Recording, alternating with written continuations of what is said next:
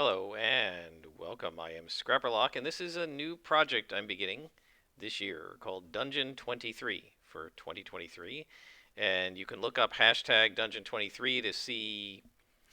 This is a sort of a D&D idea. I'll put some links in the description to the Questing Beast video and Kill 10 Rats video on how to do this. But the basic idea is you build a mega dungeon and you do one room a day every day for 365 days, and at the end you have a 365 room mega dungeon. Google mega dungeon old school D&D if you want to find out how those work. But the idea is it's a single dungeon with lots of area themes and factions and creatures. It's almost like its own sandbox world that the player characters can keep coming back to. The idea is usually there's some sort of a town nearby, and a day or two trip from the town through moderately safe wilderness. Maybe there's an encounter on the way, maybe there isn't. There's a giant dungeon that you can't possibly clean out in one session or even 10 sessions. It's going to get repopulated over time if you leave it for too long and you keep going, making forays into the dungeon and going back to town to resupply and to rest and heal up and go back into the dungeon. Usually for purpose of some sort, you're going to get a magic item, and then once you're in the dungeon, you find out there's some evil lord who is raiding the town that is in the dungeon, and you got to go get him. And then after you defeat him, you find out that there's something else you have to get in the dungeon that he had on his person that you have to fix or whatever it is. And so you do a whole bunch of explorations, and and it's a lot of fun. I've never built a mega dungeon. I've never played in anything bigger than the Caves of Chaos, which is sort of like a small mega dungeon. It's the same basic concept, but it's only kind of for level 1 to 3 characters, whereas a real mega dungeon would like take you to max level, right? You're just delving deeper and deeper and deeper. And this is the way they did dungeons in the old days. I mean, what the dungeon master would do is just build the first level for level 1 characters, right? You'd build out level 1, and then while the players are adventuring at level 1, you start making up level 2. And when they go down to level 2, then you start making up level 3. And it's a very sustainable way to do things, because all you need is not even the whole level, but just the section of rooms they're working on right now. So the way this works is the idea is you've got 12 months a year. So you build 12 levels to your dungeon. Now, I'm not sure how that's going to work, because this dungeon is going to be a bunch of levels underneath a fort or a keep. But the keep, I don't know if the keep's upper levels are totally ruined or not. They might be completely crumbled and maybe we can't go up there. But I think some parts of it may be intact, and I guess that's all going to be part of the top level. I'm not really sure how I'm going to work this, because I'm going to do a lot of it kind of emergently as we go. So I began by asking myself, okay, what is the purpose of this dungeon? What does it exist for now, and what did it exist for before? So I went to the Tome of Adventure Design and I rolled on their tables, and I got Tentacled Sphere for the purpose of the dungeon. And the immediate thing that came to my mind with tentacles is Lovecraft. Some kind of a Lovecraftian horror. Um, Maybe something like a Beholder, but I think Beholders are actually kind of goofy, and I don't like Beholders. And I picture something more like a spherical Cthulhu head or something like that. So some sort of a tentacle, sphere-shaped tentacled horror has something to do with this place.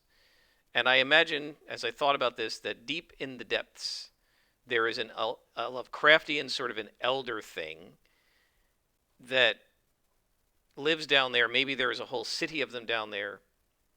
And what I'm envisioning is that this keep was built on top of a layer beneath. If you One of the Lovecraft stories, there's a wealthy person in a mansion. I can't remember which story. And there's weird stuff going on. Might be rats in the walls. I can't remember.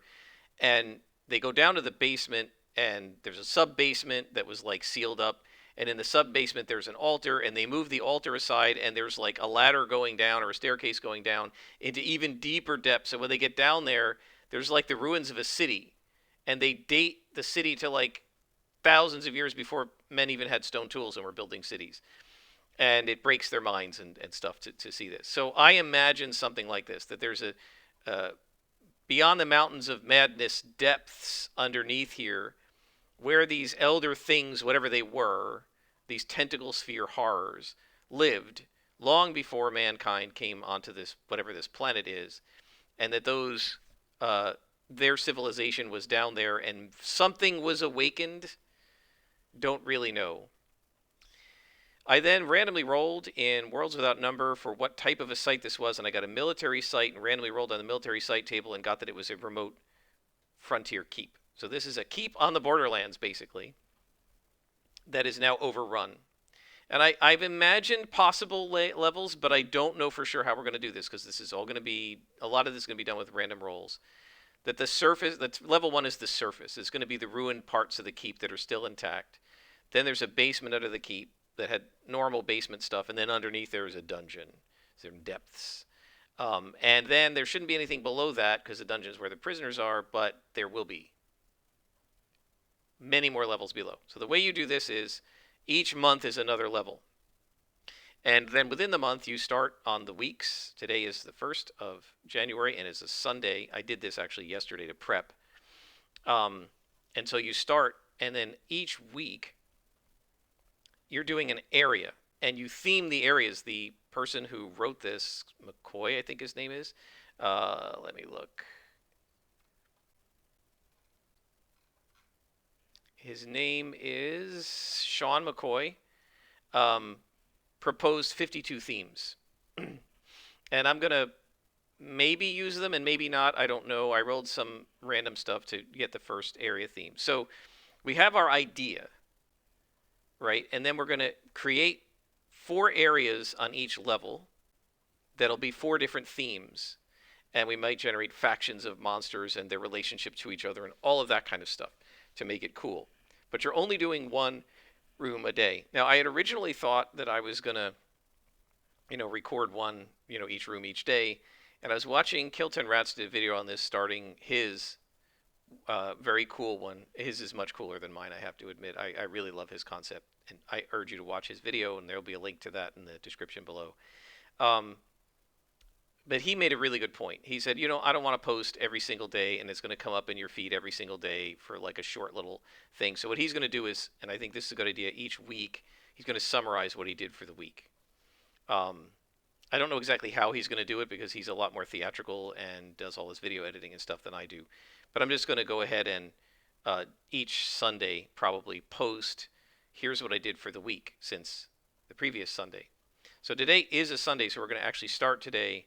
The week ends on Saturday, and I'll summarize everything next week. But I do want to show you the first room so that you can kind of get a sense of it. So what I'm doing is I'm doing this in Dungeon Scrawl. I've never used that before, so it's been a little bit rough. I was just sort of doing some practice drawing down here to see how it works. We're not going to actually use this theme. But we're going to begin with the gatehouse of this keep. It's the first place you would come to, and then we will move on from there. So I'm going to bring you back in just a moment when I show you what I came up with for the gatehouse. All right, so we are back. And before we begin with this, I want to talk about how I've kind of envisioned this place. It's called the Dane's Watch, randomly rolled from the Ironsworn place naming tables, Ironsworn Delve. Garrick Dane, commander of the Night Guard, had this keep built on the edge of civilization to keep the monsters at bay, goblins and orcs and other mundane creatures that threaten the civilized world. Dane had no idea that something else was lurking deep below the surface, long buried and forgotten. At first things seemed fine, but a few years after it was built, the watch, Dane's Watch, became shut off from the world in connection with something unexpected being unearthed 100 years ago. This was all rolled on the Tome of Adventure Design. Many adventurers have gone exploring to find out what happened, but none have returned. And so our first theme that I chose was doors, because this is the gatehouse. So if you know the way a gatehouse worked, there's a portcullis on either side, and this is sort of the entrance. And then there are towers on either side of here, and there's stuff above, right, with murder holes and things like that, so that people who are intruders coming in here, if they force their way through the first portcullis into this section, they're going to get shot at and so on. So what I did was I rolled for what's in here. We got a trick or a trap, and I randomly rolled a trap. and then I rolled some other dungeon dressing, and there wasn't anything else in here. So This is the gatehouse entrance right here, room 0101, and it has arrow slits along both walls, which are marked with A. And one of the things I did need to mark it is I'm doing this all assuming Savage Worlds, because that's my game of choice. So it's a notice -2 to notice to see them, right, to detect them. And I had that written in my other notes, but I forgot to put that here. So again, when you do this, the idea is not to create this super complex, multi-paragraph for each room. You're just giving the bulleted, like the cliff notes. So there are portcullises on the north and south walls that are rusted open. There are cobwebs covering the corners, and there are scratching and scrabbling sounds, maybe from spiders. But there's no monsters in here to fight. There are arrow slits on the walls. Now, there might be monsters in the adjacent rooms to fight, but we'll find that out as we build out this section. Those areas might be crumbled ruins. I just don't know yet. There is a trap right here. There's a floor plate. If you step on it, it triggers a 10 by 10 foot stone block to fall from the ceiling. It's a notice -2 to detect the floor plate. It's an agility -2 roll to avoid it if it falls, and to disarm it is a thievery -2 roll. Again, this is all Savage World stuff. If it was D&D, you'd probably do. Why is it doing this? No. I don't know why it's not. I'm just trying to delete. Nope. I'm just trying to delete this slash here, but it doesn't want to, so I'll leave it. If it hits, if you fail your agility roll, you take 2d6 damage, 3d6 if you crit fail. So you really get crushed. And that is it. That's the first day, right? And it took me about 20 minutes to do this.